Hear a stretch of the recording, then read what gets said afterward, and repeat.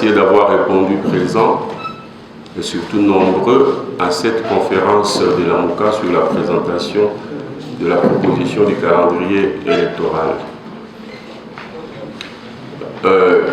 Comme annoncé le 24 août dernier, nous sommes devant vous et à travers vous en face du peuple pour présenter cette proposition de calendrier.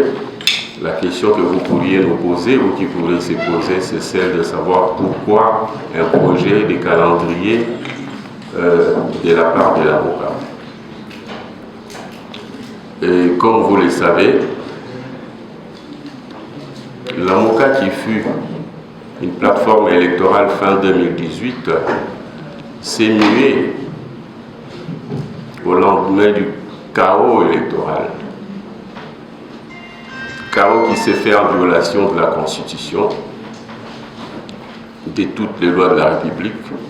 La MOCA s'est muée en organisation des luttes pour la défense, pour le respect de la Constitution, pour l'édification de l'état de droit, mais aussi pour mobiliser le peuple, pour que désormais les choix du peuple soient respectés.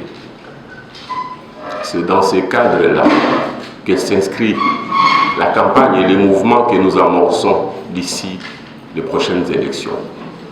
Nous disons non à la fraude électorale.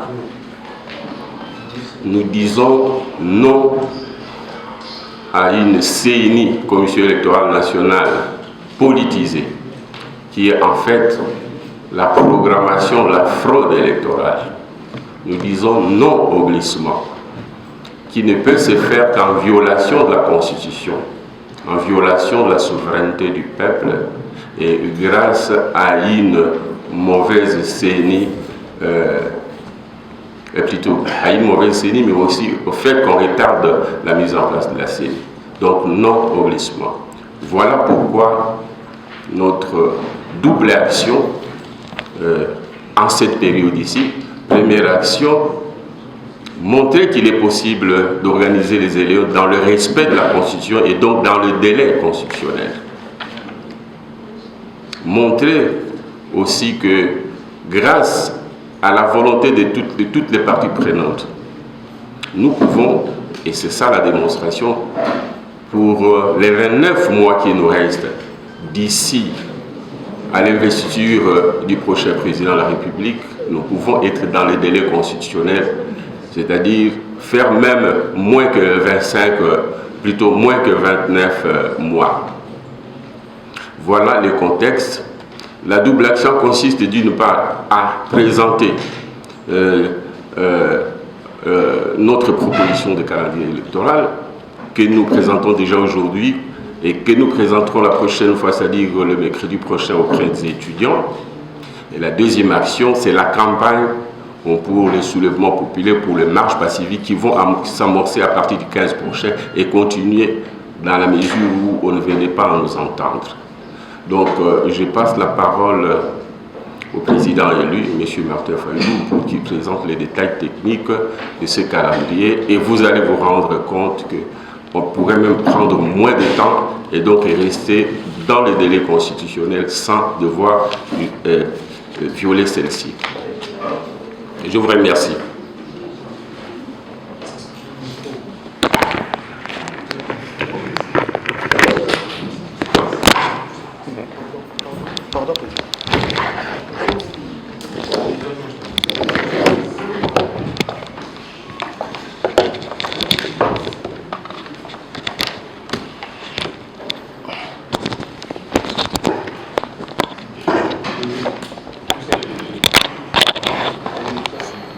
Mesdames, Messieurs, bonjour.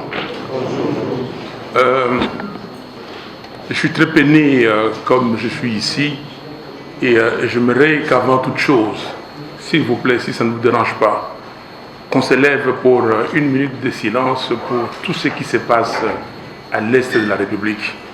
On a tué encore à Ituri et aussi ce qui s'est passé à Mbujimaï où nous avons eu un accident malheureux et quelqu'un qui a été calciné, un motocycliste, et qui est encore à l'hôpital. Et pour tous ces cas malheureux qui se produisent au Congo aujourd'hui, je vous demande une minute de silence.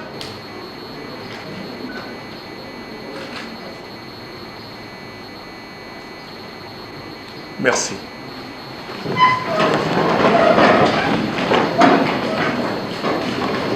Notre calendrier est un sous-bassement. Et le sous-bassement de ces calendriers, c'est l'article 73 de notre Constitution. Que dit l'article 73?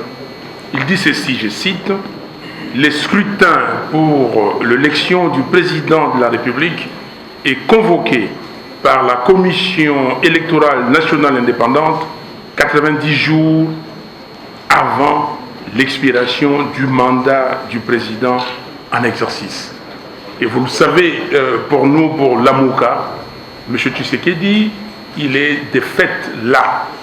Il n'a pas été élu. Et aujourd'hui, le monde entier les clame tout haut, partout. On demande la légitimité. Donc, mais nous avons dit, nous sommes là où nous sommes. Il faut faire avancer les choses, il faut y aller. Et c'est pour cela, au niveau de l'Amouka, je vous prends en témoin tous, depuis l'annonce des résultats fabriqués par M. Nangaye Bassengezi, nous sommes montrés conciliants. Le 8 février 2019, nous avons écrit à l'Union africaine pour faire une proposition de sortie des crises. Cette proposition disait ceci: de deux choses l'une, ou vous venez ici, une mission de haut niveau pour procéder au récomptage des voix. Sinon, nous reprenons les élections. Très rapidement, on reprend les élections. Le 8 février 2019, le 8 février 2020, nous avons encore écrit à l'Union africaine pour faire des propositions dans le même sens. Et le 6 février de cette année, nous avons encore écrit à l'Union africaine pour dire que la maison brûle, il faut qu'on sorte de cette crise.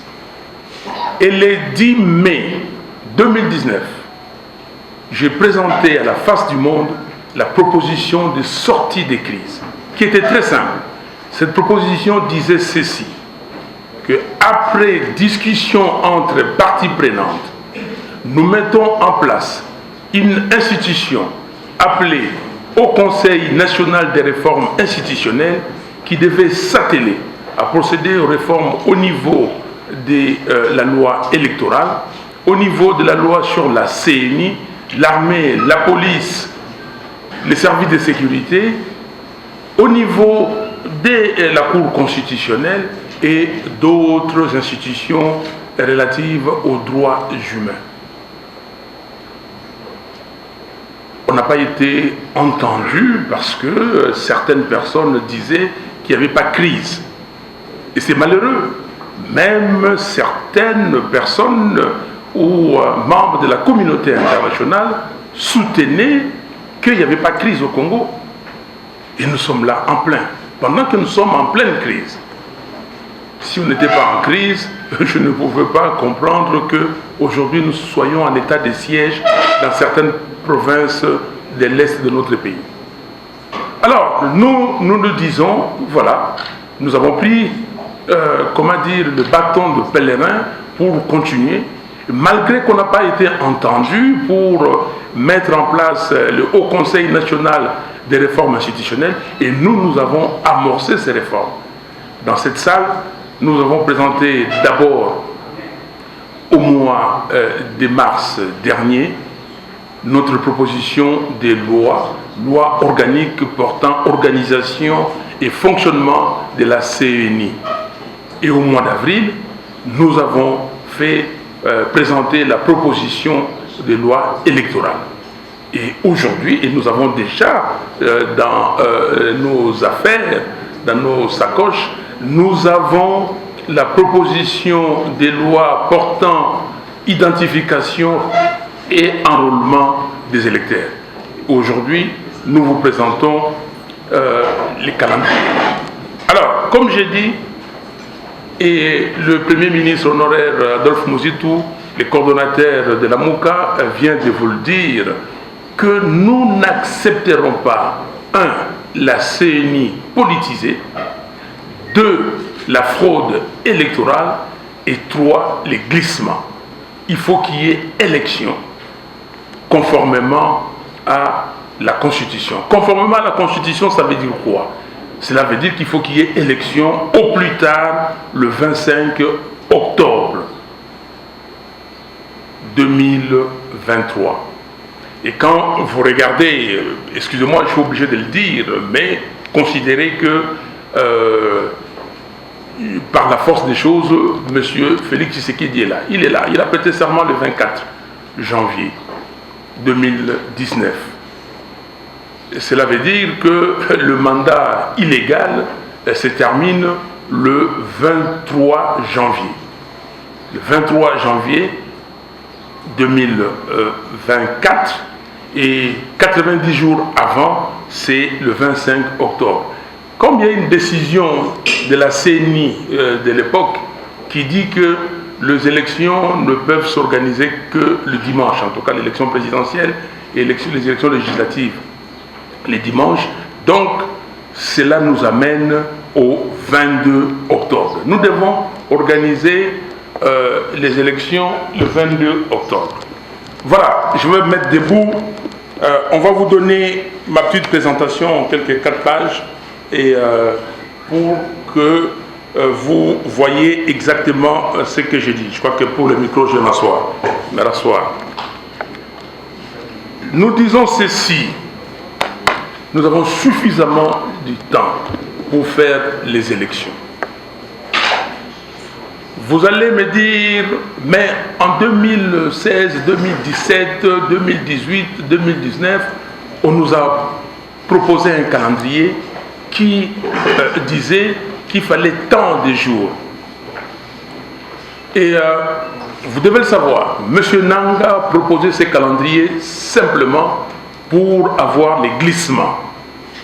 Ce calendrier a été fait sciemment pour prolonger le temps d'activité et occasionner les glissements. Aujourd'hui, nous ne pouvons pas accepter ça. Et on va vous donner la chronologie, tous les événements. Nous avons des décisions, nous avons tous les calendriers passés. Depuis M. Malumalu avec la commission électorale indépendante de la CEI, en passant par M.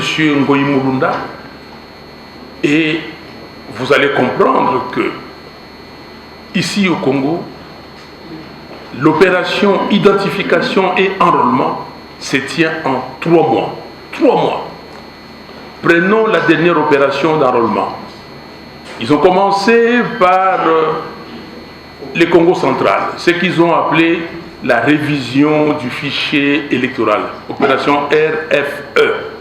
Ils ont commencé par le Congo central. Ils ont défini les aires géographiques. 3 mois. 3 mois après, ils se sont déplacés, ils sont allés dans les Ubangi, à Gbadolité, ainsi de suite. Nous pensions que, étant donné le coût du matériel, étant donné que le personnel qualifié, peut-être il n'y en avait pas assez, on devait procéder à ces aires géographiques parce qu'on devait transporter le matériel et amener ailleurs et ainsi de suite. Or, nous nous sommes rendus compte qu'à la fin, le personnel qui a utilisé dans le Congo central, les machines qui ont été utilisées au Congo central ont été utilisées que pour le Congo central et sont restés là. Et à chaque fois, c'était la même chose. Donc, cela veut dire que si simultanément nous procédons à l'opération d'identification et enrôlement des électeurs sur tout le territoire du pays, on peut le faire dans 3 mois. Alors, nous disons ceci. On commence par l'activité numéro 1.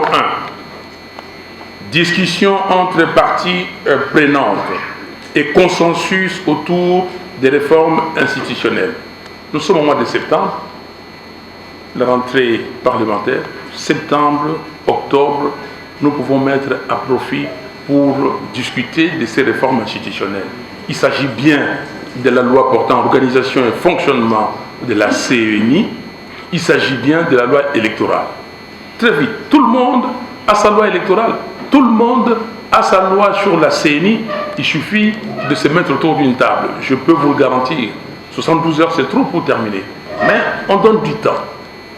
S'il y a la volonté, si chacun de nous s'est dit que nous voulons les élections, on doit faire les élections, nous pouvons y arriver. Donc, septembre-octobre, on met à profit pour se mettre d'accord, un consensus. Sans consensus, on n'arrivera nulle part. Si quelqu'un pense qu'il peut imposer une épreuve de force, je le mets à défi. Kabila l'a essayé, il n'a pas pu. Personne ne pourra. Depuis 1960 dans ces pays, personne. Mobutu a essayé à la conférence nationale souveraine, il a vu. Et vous connaissez cette date du 16 février. Deuxième activité, adoption de textes par le Parlement. Donc la loi, notamment la loi sur la CENI et la loi électorale. Donc octobre 2021. On peut le faire très rapidement. Troisième activité, désignation et installation des membres de la CENI. Et ce que nous appelons la CENI dépolitisée. Donc, vous étiez dans cette salle quand on vous a présenté, les contours de notre proposition pour le bureau de la CENI et la plénière de la CENI, une CENI où le bureau est composé de la société civile, les confessions religieuses et les autres membres de la société civile, et puis les politiques 6 viendront seulement au niveau de la plénière. Au niveau de la plénière pour voir ce qui se passe. Donc, pas d'intervention des politiques au sein de la CENI. Si vous regardez la CEI, pour les gens qui étaient ici, parce qu'à l'époque on avait le CIAT, Comité international d'accompagnement de la transition, avec tous les experts qui étaient là, vous avez vu comment le CIAT a fonctionné et comment la CEI a fonctionné. On ne dit pas qu'il n'y avait pas de tricherie, si, il y avait tricherie, mais au niveau de production des documents, au niveau des formations du personnel, au niveau des qualifications du personnel, c'était excellent. Et c'est pour cela qu'aujourd'hui, à la CEI, nous avons des Congolais et des Congolaises qualifiés pour faire le travail. Des gens pour faire le travail, il y en a. Mais si on injecte des gens comme les Bassengezi pour aller fabriquer les chiffres, et c'est très dangereux. Et tout ce qui est recherché aujourd'hui, c'est ça. Ce qui est recherché aujourd'hui, c'est que M. Félix Tshisekedi, c'est donner le pouvoir de nommer illégalement les juges à la Cour constitutionnelle. Qu'est-ce que ça veut dire? Il a déjà la personne qui va proclamer les résultats définitifs. Et qu'est-ce qu'il veut aujourd'hui? C'est avoir l'autre personne qui va proclamer les résultats provisoires. Et vous avez compris, le tour est joué. Donc, nous ne sommes pas nés de la dernière pluie, nous comprenons ça et nous disons non. L'activité qui vient après, la quatrième activité, quand la CENI, les membres de la CENI sont installés, il faudra leur laisser le temps de faire l'état des lieux et des organisations internes, écrire les règlements intérieurs, voir les structures internes, faire l'audit matériel, l'audit administratif, financier et technique, et puis commencer à procéder à l'acquisition de matériel d'identification et d'enrôlement. Et pour ça, nous disons 90 jours, 3 mois suffisent. 90 jours, on peut faire tout cela. Et après, on viendra au renouvellement du fichier électoral, c'est-à-dire identification et enrôlement des électeurs. Et cette activité doit se faire simultanément sur toute l'étendue de la République. Regarde si leurs noms sont repris ou s'il n'y a pas des gens qui se sont inscrits d'une façon frauduleuse. Après, nous allons produire ces fichiers. On fait la production du fichier brut. Donc, la production du fichier brut, c'est au mois de septembre 2022. Et dès qu'on produit ça, le même mois de décembre, publication des statistiques des électeurs par entité électorale. Il faut le publier. Il faut qu'on le voit dans les sites de la CENI pour que les gens aillent et se rassurent. Ils sont là, ils ne sont pas là. Il y a des fraudeurs, il n'y a pas de fraudeurs. C'est que nous tous, nous contrôlons, on se contrôle mutuellement. Septembre 2022. Et après ça, il faut un audit. Il faut un audit sérieux. Ce n'est pas un audit qui commence le 6 mai et où se termine le 25 mai. Vous avez vu l'audit que l'organisation de la francophonie a mené ici. C'était du n'importe quoi. Je me permets de le dire.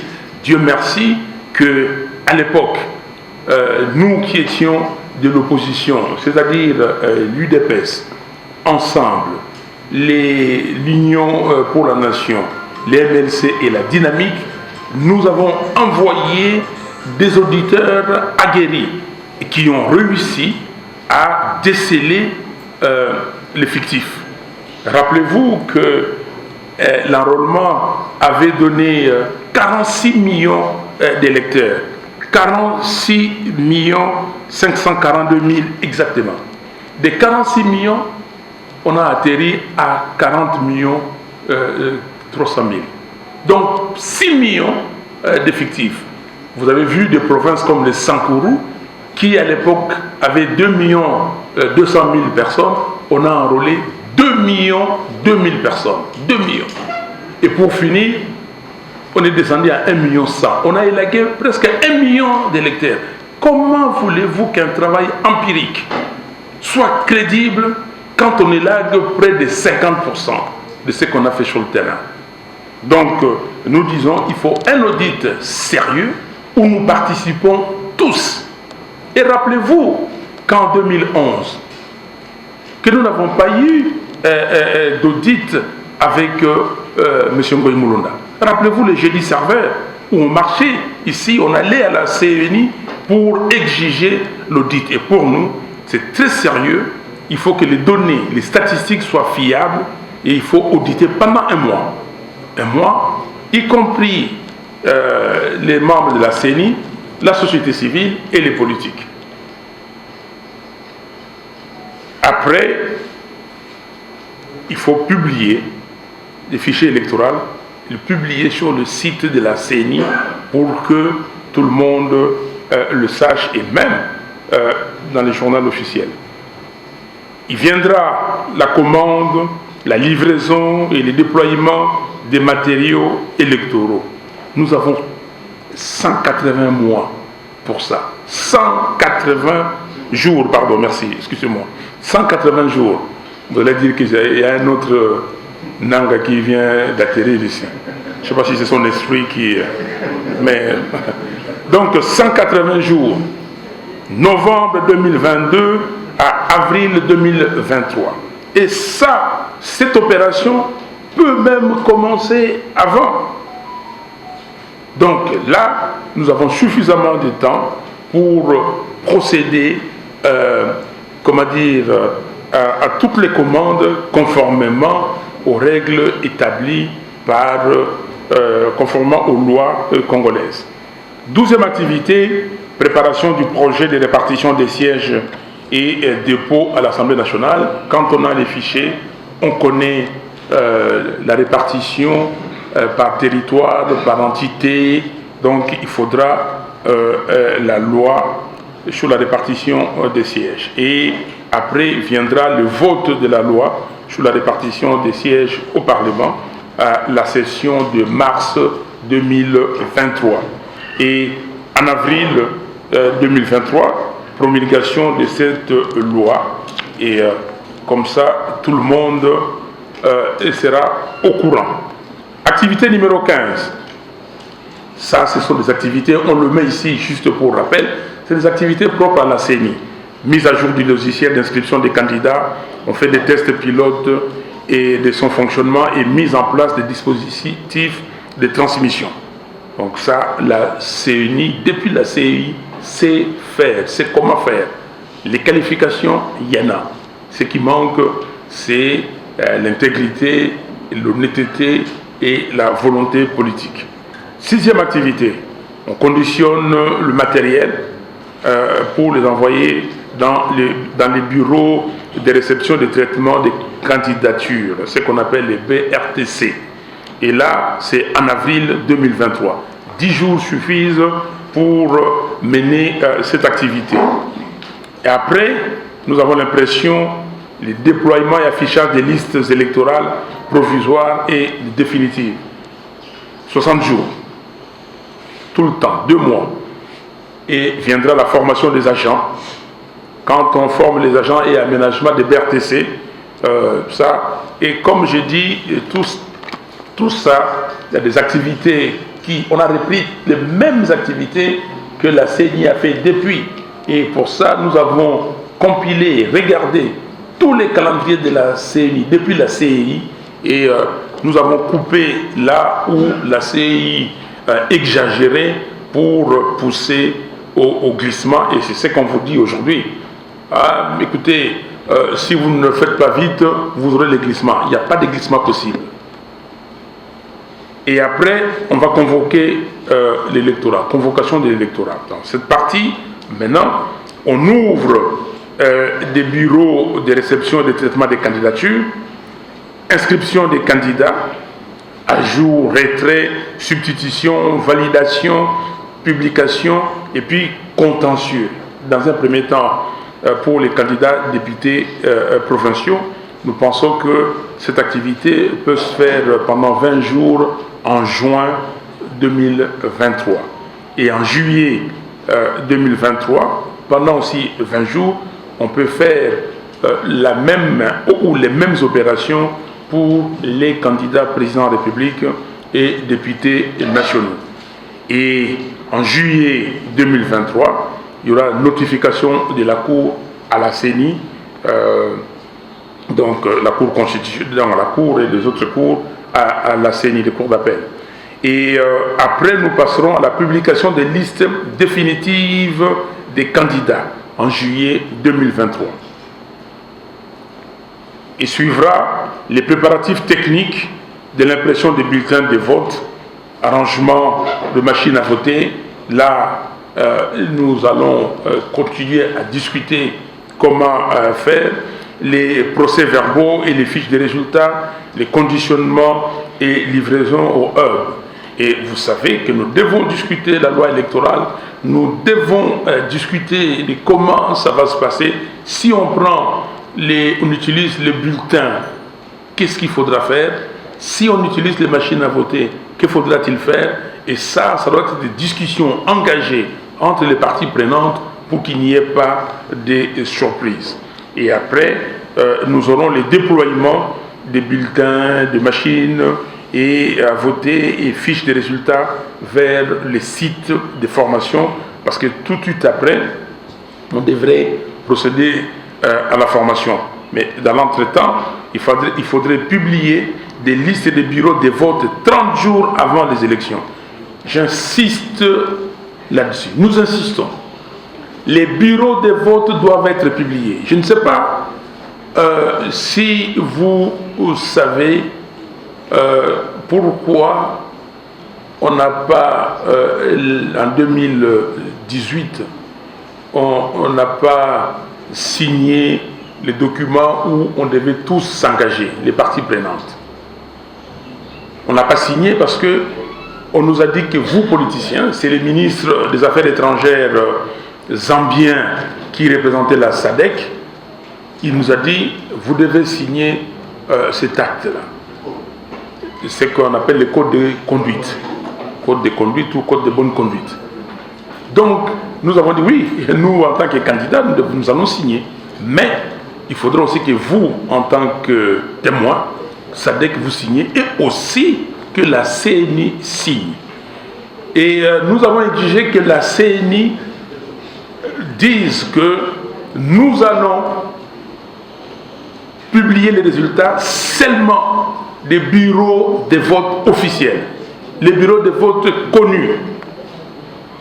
Et c'est pour cela, pour nous, l'activité numéro 26, publication des listes des bureaux de vote 30 jours avant les élections, et c'est un impératif. Nous devons savoir, pour qu'il n'y ait pas de bureaux fictifs. Et quand nous avons dit ça, CENI, vous devez publier les résultats, qui proviendraient seulement des bureaux de vote officiels connus, et 2, vous allez publier les résultats bureau par bureau, et que c'est les résultats des PV, des procès-verbaux, qui seront pris en compte. Et le soir, la CENI n'est pas revenue. Donc nous n'avons jamais signé ces codes de bonne conduite. Activité numéro 28, numéro 27, accréditation de témoins, observateurs et journalistes. 40 jours, il faut le faire proprement. On a toujours fait ça en désordre et ça n'a jamais marché. Et après, recrutement des formateurs et agents électoraux, cascade de formation des formateurs électoraux à tous les niveaux, formation des chefs de centre, des présidents des bureaux de vote, c'est activité normale des membres de la CENI, et je vous le garantis, la CENI sait comment le faire. Et j'insiste qu'il y a des gens qualifiés, même hyper qualifiés à la CENI, qu'on ne veut pas, à qui on ne donne pas l'occasion de s'exprimer correctement. Et après, nous aurons le déploiement des chefs de centre et présidents formateurs dans les sites de formation. Et puis viendra la formation des membres du bureau de vote et l'activité numéro 33, pendant un mois, la campagne électorale pour les 3 élections combinées. Élections présidentielles, législatives nationales et législatives provinciales, c'est-à-dire du 21 septembre au 20 octobre 2023. Tout de suite après, quand on lance cette activité, il faudra affecter les membres des bureaux de vote dans les différents bureaux de vote. Et le 22 octobre, pour nous, dimanche 22 octobre, je vous ai dit que ça tombait le 25, comme c'est un jour de semaine, on ramène ça au dimanche 22 octobre. Nous avons le scrutin combiné, présidentiel, législatif national et provincial. Et 7 jours après, j'insiste, aujourd'hui nous avons la technologie. Aujourd'hui, tel que nous avons proposé dans la loi électorale, que les résultats provisoires soient déjà annoncés dans les centres de compilation. Ça doit être annoncé. Donc chaque centre doit déjà prononcer ses résultats. Et avec la technologie, nous pouvons, dans 2, 3, 4, 5 jours, mais ici nous avons mis 7 jours. En 7 jours, avoir le résultat. Du reste, nous avons suivi les mêmes calendriers. Et depuis, ils disent toujours 7 jours. Et nous avons suivi ces 7 jours-là. Annonce des résultats le 29 octobre 2023. Publication des résultats définitifs de l'élection présidentielle.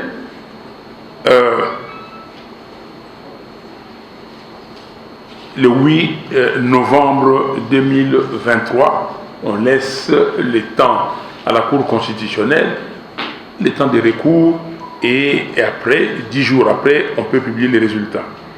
Et après viendra l'annonce de publication, l'annonce et publication des résultats provisoires des élections législatives. Vous allez comprendre que la CENI utilise le mot annonce. Mais nous disons annonce et publication. Faites attention à la sémantique. Annonce et publication parce qu'on doit publier. Dans les sites de la CENI, on doit avoir le résultat. Donc le 12 novembre. Et prestation de serment du président élu le 24 janvier 2024. Et après, on aura la publication des résultats définitifs des élections législatives nationales et provinciales le 12 janvier 2024. Nous nous sommes limités à ce niveau-là, à ça, parce que les autres élections, les sénatoriales et tout ça, on pourra voir ce qu'il y a lieu de faire. Merci pour votre attention.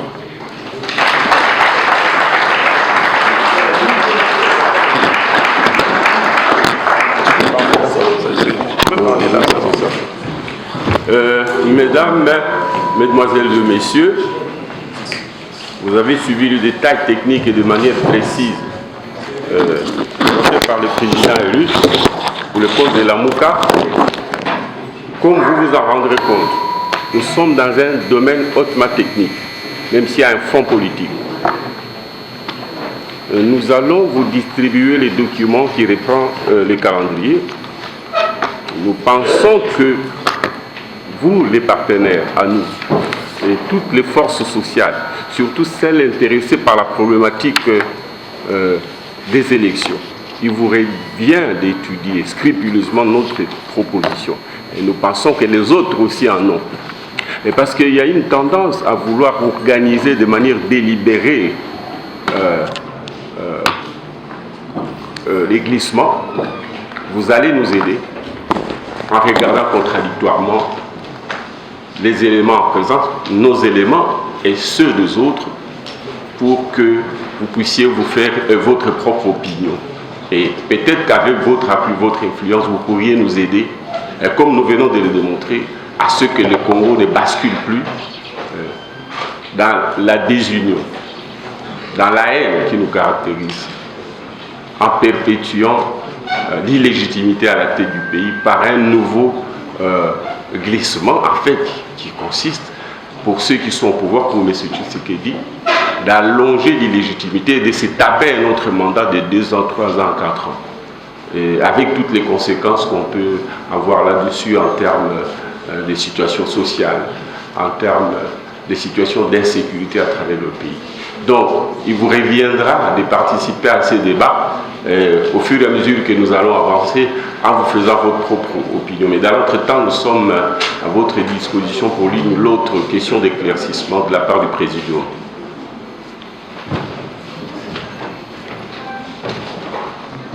Merci.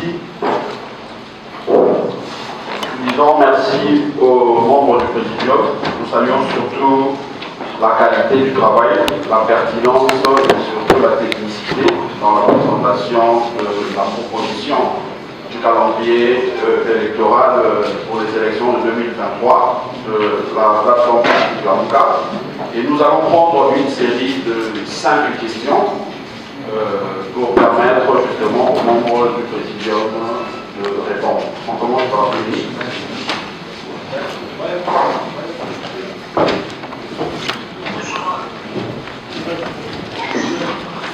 Merci pour la parole. Je suis Dominique Zinanga de la radio Top Congo. Vous avez donné les différentes étapes pour les différentes opérations électorales. Mais pourquoi rien ne dit sur les élections locales, municipales et urbaines? Ne sont-elles pas aussi importantes que la présidentielle et les législatives? Merci.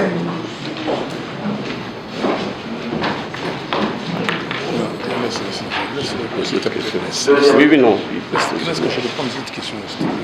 Laisse que je réponde à cette question-là. Et puis tu vas compléter. Il y a encore une question.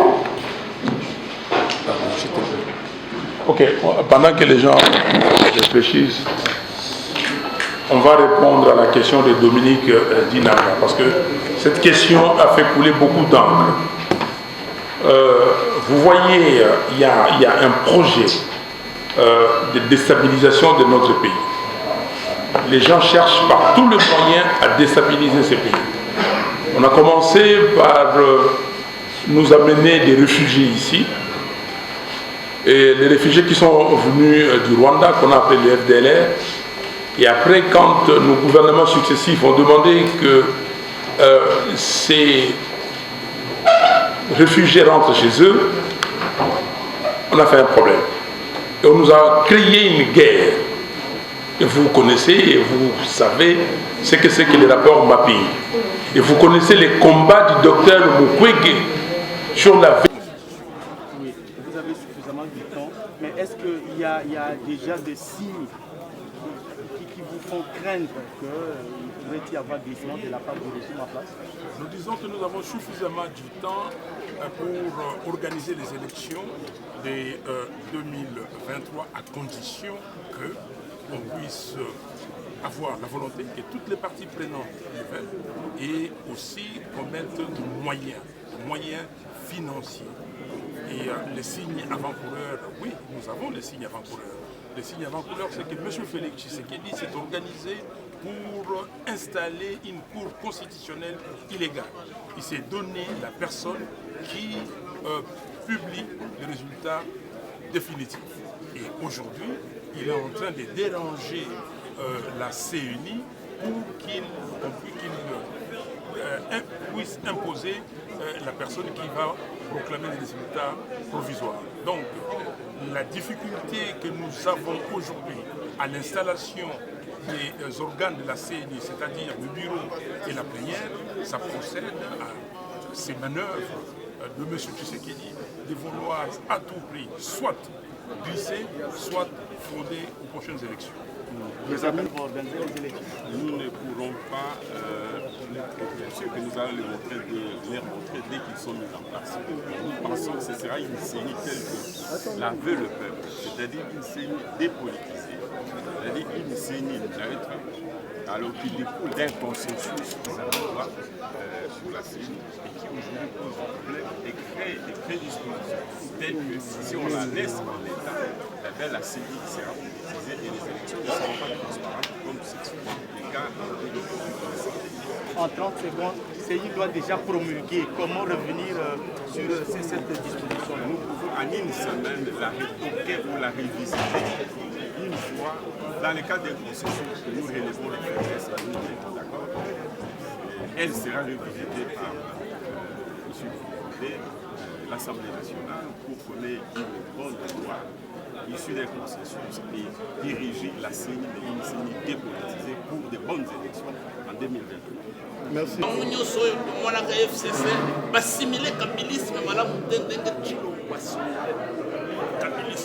est en train d'appliquer pas à pas, mot à mot, geste par geste, idée, comportement, Makanisi Kabila.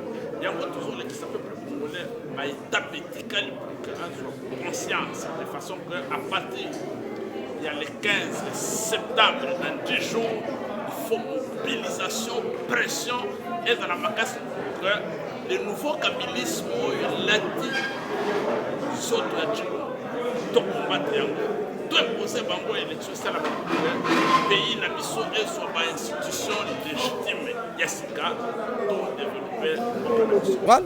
L'opération c'est ce que salama. Et au babengi enrôlement, il y a ba électeur. Oyo babengi ba achat, il y a ba bulletin. O babengi o ba urne c'est que somba. O machine so to sala ndenge nini. Mayewa ananyoso la muka e PC yano. Ba bureau de vote bisika ekoyala. Ba agents électoraux. Pe organisation ya CENI to pesi nyoso lelo. To lobina batang mayele nyoso bayaba bakisa. Mais le plus important, c'est que en 2023, ata une minute et les katendeko passe à l'Imingi na Congo. Mignoko ya l'Imingi. Peuple a espéré mingi na l'élection à 2023. Tu as laissé unité,